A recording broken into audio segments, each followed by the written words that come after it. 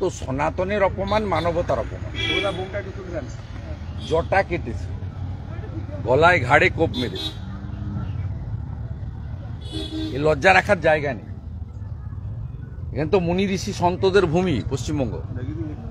এখান থেকে স্বামী বিবেকানন্দ তো গেরুয়া বসন পরে পৃথিবীতে ভারতের স্থান সুউচ্চে তুলেছিলেন। এখানেই তো শ্রী চৈতন্য দেবের ভূমি, এই মাটি। এই মাটি থেকেই তো স্বামী প্রণবানন্দ সৃষ্টি হয়েছে। এই মাটি সন্ত সমাজের মাটি। সবাই রাজনীতির ঊর্ধ্বে উঠে সন্ত সমাজকে সম্মান করে, শ্রদ্ধা করে। তার জটা কাটা হয়েছে, গলায় কোপ দেওয়া হয়েছে। উনি তো কাউকে আঘাত করে কথা বলেন না, তিনি তার সনাতন ধর্মের পক্ষে প্রচার করেন।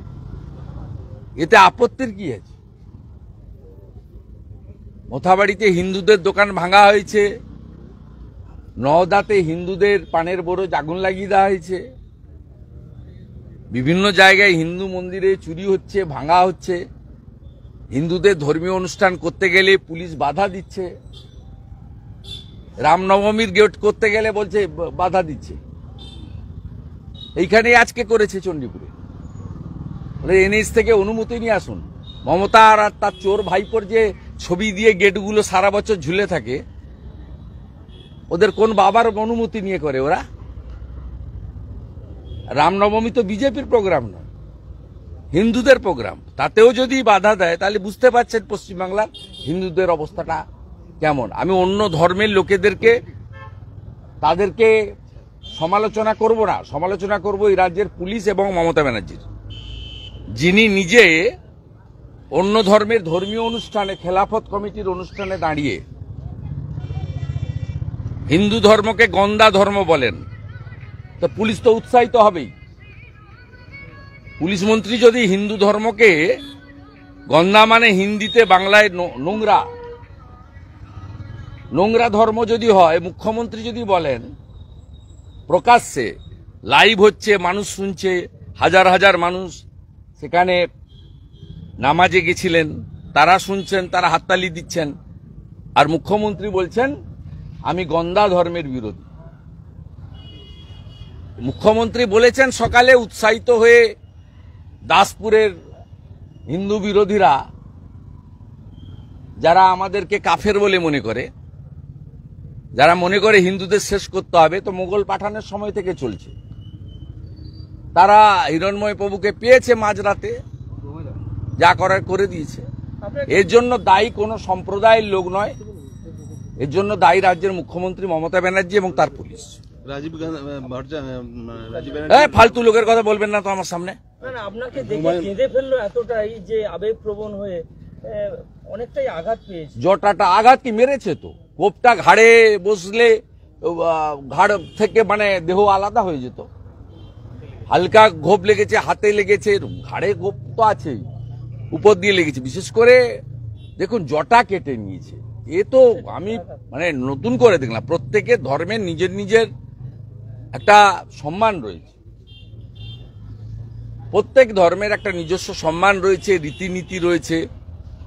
এখানে এইভাবে পশ্চিমবাংলার মাটি, যেখানে মুনি ঋষি সন্তদেরকে লোক সম্মান করে, যেখানে তিনটি আন্তর্জাতিক সংগঠন, সনাতনী সংগঠনের, মানবতাবাদী সংগঠনের হেডকোয়ার্টার, রামকৃষ্ণ মঠ ও মিশন স্বামী বিবেকানন্দ প্রতিষ্ঠা করেছিলেন, তার আন্তর্জাতিক হেডকোয়ার্টার হচ্ছে বেলুড় মঠ। স্বামী প্রণবানন্দ ভারত সেবাশ্রম সংঘ সৃষ্টি করেছিলেন, তার আন্তর্জাতিক হেডকোয়ার্টার হচ্ছে বালিগঞ্জ। শ্রীলা প্রভুপদ শ্রী চৈতন্য দেবের আদর্শে ইসকনের প্রতিষ্ঠা করেছিলেন, তার আন্তর্জাতিক হেডকোয়ার্টার হচ্ছে মায়াপুর। এবং এইখানেই যদি সন্ত সমাজ তারা এইভাবে আক্রান্ত হন, তাদের জটা কেটে নেওয়া হয়, তাহলে পশ্চিমবাংলার সাধারণ মানুষ, মা বোনেদের নারী সুরক্ষা তো আগেই গেছে, হসপিটালের মধ্যেই অভয়াকে প্রাণ দিতে হয়েছে, আর মুখ্যমন্ত্রী 10 লক্ষ টাকা দিয়ে সেটা চাপতে চেয়েছিলেন এবং এভিডেন্স ডিস্ট্রয় করা হয়েছে। প্রত্যেক দিনই মহিলা অত্যাচারিত হচ্ছে, এরপরে সন্ত সমাজ এভাবে অত্যাচারিত হলো। আমি উনার সুস্থতা, কালকে রাত্রি 3টায় আমি মাঝরাতের পরেই আমি আমার ঘুম মানে 2টোর পরে আমি মাঝে মাঝে রাতে মোবাইল ফোনে হোয়াটসঅ্যাপ চেক করি, আমি মনে করি কাউকে না কাউকে জেগে থাকা বা নজর রাখা দরকার আছে। আমি চেষ্টা করি আমার সীমাবদ্ধ ক্ষমতার মধ্যে। আমি 3টের সময় এটা দেখেছি, এখানে যে আমার অফিস রয়েছে তমলুকে, সেখানকার যারা স্বেচ্ছাসেবক রয়েছে তারাই রাত্রিবেলা এখানে ভর্তি করে দেয়। তো সকল ব্যবস্থা সকালের ভোরের মধ্যেই করা হয়েছে। উনি এমনি এখানকার ডাক্তারবাবুরা খুব কেয়ার নিয়েছেন। তাদের সকলের একজন সন্তের প্রতি, যিনি তার কৃচ্ছ সাধন, ত্যাগ, শৃঙ্খলিত জীবনযাপন, আহার থেকে শুরু করে তার সবটাই সাত্বিকতায় মানে পরিপূর্ণ। ডাক্তারবাবু নার্সরা এখানে তাকে দেখেছেন, হি ইজ কোয়াইট ওকে, কিন্তু তাকে আমি ওনার সুরক্ষার জন্য অন্য জায়গায় শিফট করব এবং আমি আমার ক্ষমতার মধ্যে দাঁড়িয়ে আগামী দিনে ওনার ন্যূনতম একটা নিরাপত্তার ব্যবস্থা যাতে করা যায়, কোনো ভলেন্টিয়ার দিয়ে হোক, প্রাইভেট সিকিউরিটি অর্গানাইজেশন দিয়ে হোক, তা আমার যেটুকু ক্ষমতা আছে আমি করব।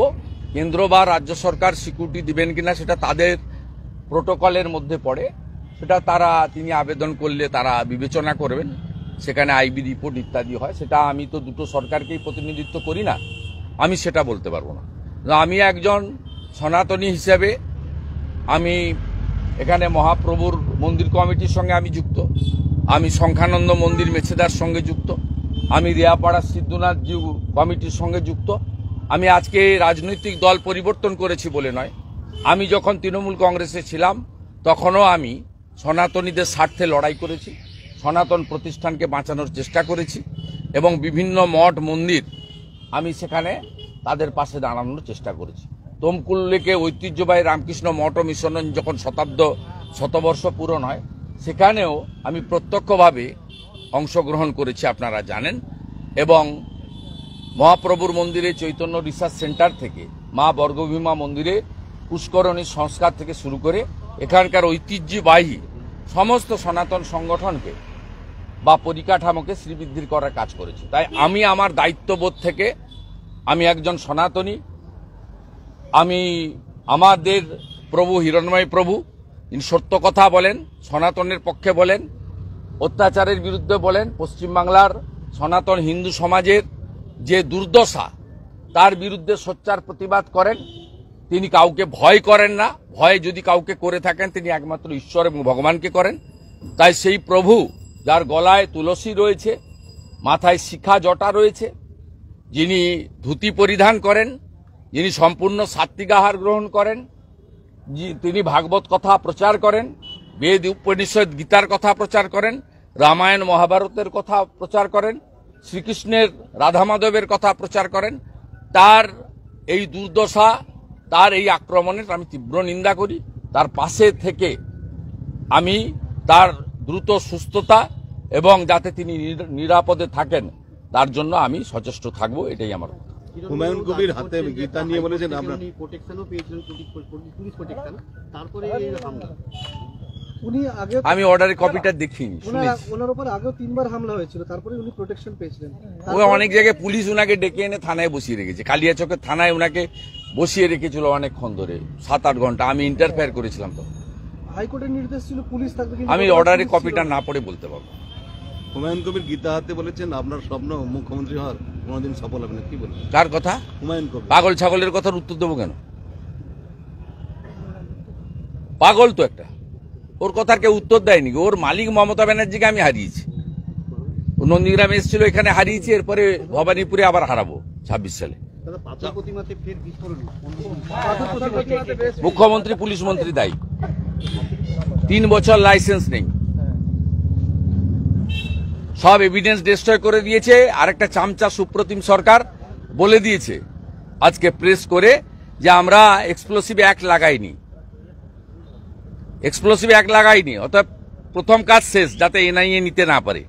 দ্বিতীয় কাজ হচ্ছে আগামীকাল দেখবেন বঙ্কিম হাজরা, মন্টুরাম পাকিরা আর সমীর জানা 3 জন কর্মচারী গিয়ে ডিএমকে সঙ্গে নিয়ে 2 লক্ষ করে টাকা দিয়ে আসবে। এটা নন স্টপ চলছে, এগরার খাদিকুল থেকে কয়েকদিন আগে কল্যাণী থেকে নন স্টপ। মমতা যতক্ষণ থাকবে, বুড়িমার বোম উড়ে গেছে, মমতার বোম উড়বে না, পিসির বোম চলবে।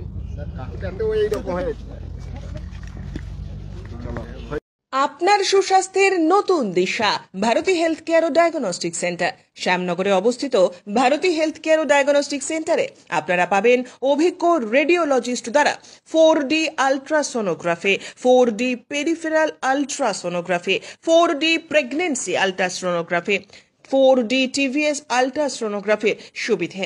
এছাড়াও থাকছে অভিজ্ঞ ডিএম কার্ডিওলজিস্ট দ্বারা ইকোকার্ডিওগ্রাফির সুবর্ণ সুযোগ। পাশাপাশি থাকছে ইসিজি, ইইজি, পিএফটি, এমসিভি, ইএমজির সুবন্দোবস্ত। এছাড়াও থাকছে ডিজিটাল এক্স-রের সুবিধাও। ঠিকানা ভারতী হেলথ কেয়ার ও diagnostic centre, Shubhakali apartment 2, first floor, east Ghoshpara road, Shyamnagar. থাকছে অভিজ্ঞ চিকিৎসকদের পরামর্শ। আধুনিক চিকিৎসা ব্যবস্থার মাধ্যমে এবং অভিজ্ঞ চিকিৎসকদের পরামর্শে আপনার সুস্বাস্থ্যের প্রতি অঙ্গীকারবদ্ধ ভারতী হেলথ কেয়ার ও ডায়াগনস্টিক। নমস্কার, আমি ডক্টর নিপুণ মিস্ত্রি, ভারতী হেলথ কেয়ার ডায়াগনস্টিক সেন্টারে আল্ট্রাসোনোগ্রাফি করি। এখানে সমস্ত রকম আল্ট্রাসোনোগ্রাফি এখানে হয় এবং অতি যত্ন সহকারে করা হয়। এবং Bharati health care diagnostic centre অনেকদিন ধরে আপনাদের কাছে খুবই পরিচিত নাম এবং নতুন করে আপনাদের পরিচয় দরকার নেই। আপনাদের আশীর্বাদ যেন সবসময় থাকে আমাদের উপরে, যেমন আপনারা আসুন, ভালো পরিষেবা পাবেন, এই আশা নিয়ে আপনাদের কাছে বল। নমস্কার, আমি ডক্টর কৌশিক পাল, এমডি ডিএম কার্ডিওলজি। আমি এখন থেকে শ্যামনগর ভারতীতে প্রতি সোমবার এবং বুধবার ইকোকার্ডিওগ্রাফি করব।